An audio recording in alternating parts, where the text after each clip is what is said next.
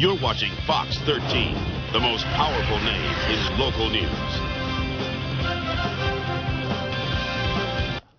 Welcome back. It's just about 9:15. It's almost commonplace nowadays, politicians falling from grace. Just last week, Kevin White pleaded not guilty to charges that he took bribes. It's not just him, though. There are allegations against Jim Norman. Remember, his wife and that house in Arkansas, and the rest of politicians who, for one reason or another, have made headlines for all the wrong reasons. Now, we know not every politician is bad, and we know quite a few, but it got us thinking about ethics and why some people in the public spotlight, entrusted with the public's welfare, just can't seem to do their jobs without getting into some kind of trouble. L.T. Lafferty with us this morning. Attorney, heads up the white-collar crime, government investigations, and corporate compliance and ethics practice at Fowler White Boggs. He's a former federal prosecutor. Good to see you. Yeah, good to be here. Welcome back.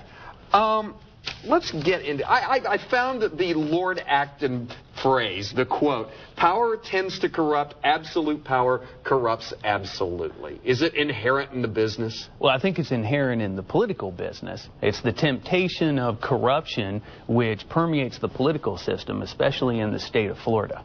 Let's go there, because you were talking to me in the break about ethics and the lack of ethics in this state and lack of ethics reform.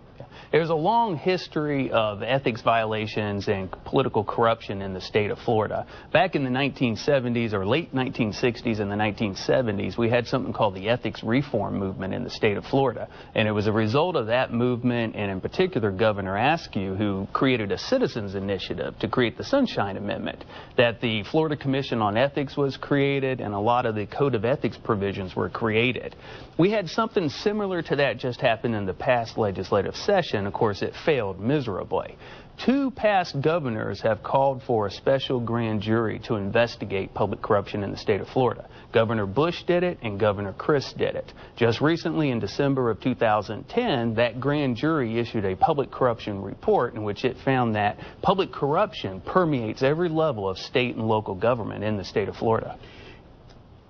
Is it worse here than in other states? It's worse here than some other states, and it's better than some states. The Daily Beast did a statistical survey. This, yeah. Yeah, they did a statistical survey last year, and per capita, based on the number of individuals and arrests and convictions, they ranked Florida number 6 in the nation in public corruption. Number 1 was Tennessee.